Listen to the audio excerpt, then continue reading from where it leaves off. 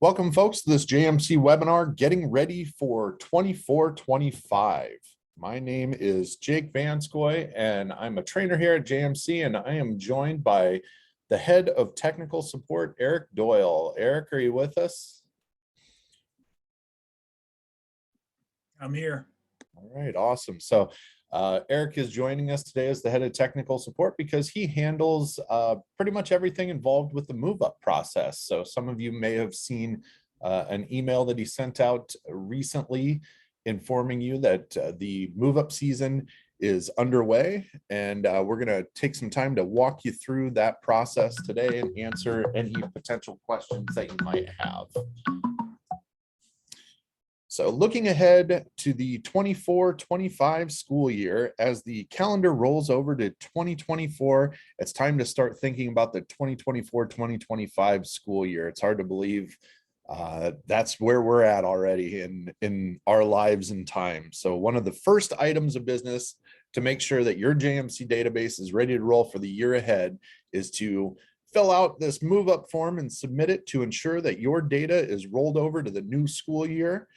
To add any new modules or buildings that you might have, and to make sure that your school is in a position of success to start the new school year off right. So we, as always, we have that Q&A feature enabled within Ring Central. So if you have any questions, feel free to pop in there, and we'll get going here. So preparing for the 24-25 school year. Move up season has begun. To get going on the next school year, let's get your JMC database ready for the year. Simply fill out a short online form and let us move up your data for you. After collecting your contact and building information and any new modules that you want to add for the new school year, the JMC team will have your database ready in no time. To get started, you're going to visit our move up form. It's the JMC 24-25 move up form. This is available in a couple different places, and I'll show you that when we do a live look here. If you're accessing this PDF through the email that is sent out to you, you can just click this link and it will pull up this form. Step one, you're going to enter your 3 or 4 digit client number in the client number field to identify your district. If you're not sure where to find this, you can find this on your JMC office login page in the bottom right-hand corner. This would be on your district site. So you enter that number. Step two, it's just a matter of filling in the fields here. So you'd enter the name, email address, and phone number of the person who's in charge of the move-up process in those appropriate fields. So the first thing there, your contact name, contact email. That way, if we have any questions, we need to reach out to somebody. We know who to reach out to and who's kind of heading this up for your school. Step three, you'll choose the number of buildings you currently have in JMC using the appropriate radio button, and then click the next button to continue the process. Fun fact, no need to count the district as a building. We're just looking for building level information here. And when we're doing the live look here, I'll point out what we're talking about. So step four, enter the name of your first JMC building in the what is the name of building one field. Step five, enter the student count for the number of students in that JMC building. It's an approximate count. Try to get as close to there as possible. And then repeat steps 4 and 5 for each building that you have currently and click the next button. Step 7, select the number of new buildings you want to add to your JMC database, or select no thank you from the add a new building drop-down list. Just a couple things about adding a new building. If this is something that you are pursuing, if you have one building for your district and you're thinking, is it beneficial to separate this into 2 buildings or more? Generally, the way that we think of this in JMC is if you have 2 front office staffs that are completely separate that enter information, then you might want to think about having separate buildings. And I know at the state level, this is something that you need state approval for. So you might need to reach out to your Department of Ed to pursue adding buildings to your student information system. Eric, do you have anything to add to that? Or did I pretty much get the adding? The other reason you would add a second building is if you want them separated so you can have different settings for like how you're doing attendance in the grade book, etc. Some of those differences that you would have between an elementary and let's say a middle school, high school. So if you have one building and you're kind of tired of it having the settings of the high school, middle school, high school, and you'd like to have the elementary to have their own settings, then that would be something to consider, is split them apart so that you can have them each run separately and each have their own settings on how you run them. Perfect. Absolutely. Thank you very much. If you are pursuing a new building, step 8, enter that new building name. And then moving on to step 9, adding any new modules. So this is a great time if your school is, maybe pursuing some new initiatives, or if there are, areas of opportunity within your school that you think, we could streamline this process. We could make this a little bit better, more efficient. Now's a good time to take a look at all of the modules that are available in JMC to see if there's anything worth adding or worthy of your attention at this time, including the new community messenger. We have some resources on that. If that's something that is of interest to you, check out those resources. And this would be a great time to pursue adding that. If you're curious, we have an article available, the 25 plus modules and apps available within JMC. JMC software is intentionally modular, so you can customize the system with only the features you need, creating a more efficient and manageable tool for your school. As you update your software license, it's the perfect time to add more functionality to your JMC toolbox. Our modules cover it all, everything from attendance, registration, scheduling, communication, and family engagement, discipline, health, lunch, grading, assessment, and more. As I mentioned, you can check out this article in the Help Center, the 25 plus modules and apps in JMC to see what might be right for you. Step 10, if you choose to add some more modules at this time, from that step 9, you can place a check mark next to each module that you would like to add for the 24-25 school year. Some hot items or hot topics, I guess.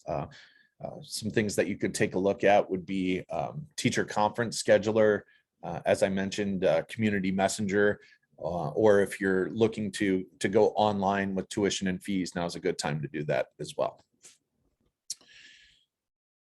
Step 11, select a radio button from the district sandbox site to let JMC know if you want to add a district sandbox for the 24-25 school year. So I believe we're going to have an upcoming webinar on the JMC sandbox site, but essentially what a sandbox site is it's a replica of your database that does not contain live data. So this is particularly helpful for schools that are going through some massive scheduling changes, like maybe moving from a semester to a trimester schedule or vice versa. And they want to make those changes in a database that might not be as high stakes as your live data. So you can play around with certain features and make sure you understand how things work before trying to pull them off in your live data. It's a great option for folks that might be a little bit nervous about jumping into their current site and making any sweeping changes. So as I mentioned, the district sandbox allows schools the opportunity to try out different scheduling options and other features while leaving their live data untouched. So this includes a copy of one school building's data. So you'll get a copy of your data that does not talk in any way to the live data. So if that's something that you're interested in, I highly advise you to check out that upcoming webinar that we have on a JMC sandbox site. Step 12, you make the decision whether or not you're going to host your own data or let JMC host that data for you. So select a radio button from the hosting box to let JMC know if you or JMC will be hosting your SIS data. And what this means, and I would be a definite advocate for allowing JMC to host your data. I mean, it comes with a cost, but what you get with that cost is you don't have to maintain your own server. You don't have to add your updates manually. And most importantly, our security is our top priority. Your security is our top priority. So JMC hosts your data in an SOC2 Type 2 data facility with the latest SSL certification and DOS protection with redundant network connections, meaning that your data is safe and secure, housed in a state-of-the-art, highly secure data center, and it's backed up. So JMC will manage and install all software updates and back up your data to a secure location for disaster recovery. So if you're thinking about your data and we don't have the bandwidth necessarily, if you're thinking your school doesn't have the bandwidth to manage and maintain your own servers and your own backups and maintain your own updates, then let us take that off your plate. And if you have any questions about whether or not you host your own data currently, rule of thumb there is if you don't have to manually do any updates, or your tech professional doesn't have to manually update your software, most likely we host your data for you. So step 13, enter any additional questions or comments in the comments box that would assist the JMC tech support specialist during your move up. Then click the submit button to submit your online form to JMC. And it is as simple as that. We're going to take a live look at a few of these items, including the form that you'll be filling out and maybe where you can access some of this information. So Eric, in the meantime, do you have anything that you would like to add in general about the move up process?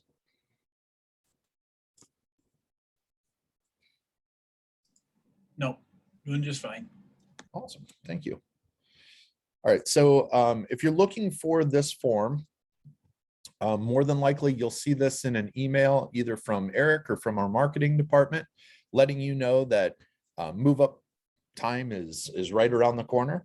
You can feel free to move up your data whenever you feel it's necessary for your school. There really is no advantage to waiting. It's totally up to you and your district as to maybe whether or not you want to explore the idea of adding new modules. So some folks like to get ahead of the game and start with this move up process right away, and maybe have the opportunity to dive into the future year to start with your scheduling. If you're not all that concerned about moving ahead with the current school year, the upcoming school year, if the current school year is enough on your plate right now, this is something that you could probably push off a little bit until maybe March or April, but you'll probably want to get this done before your current school year is out. Again, to find this move up form, if you don't see it in an email from us, you can always go to the Help Center widget and search for move up. And getting ready for the 24-25 school year will be the first article that comes up. You click this, and then there's a link in here to that form that's available. It also goes through all the steps that I just talked to you about, including that first step, entering your district's 3 or 4-digit client number. If you're looking for said client number on your login page, you'll notice your client number in the bottom right-hand corner of your JMC login page. So I'm going to go ahead and log in. Once I've logged in here, the other article that I referenced in the presentation was that 25 modules. So if you search our Help Center for 25 modules, this article, Get More from Your System with 25 plus JMC modules and apps, kind of goes through each of those modules and apps in a little bit of depth so you can see what's available. And as always, I invite you to check out our YouTube channel to view specifics on any of these. We can go into depth with any of these modules that are listed on here. So this is something that you're interested in. We invite you to check out those 2 resources.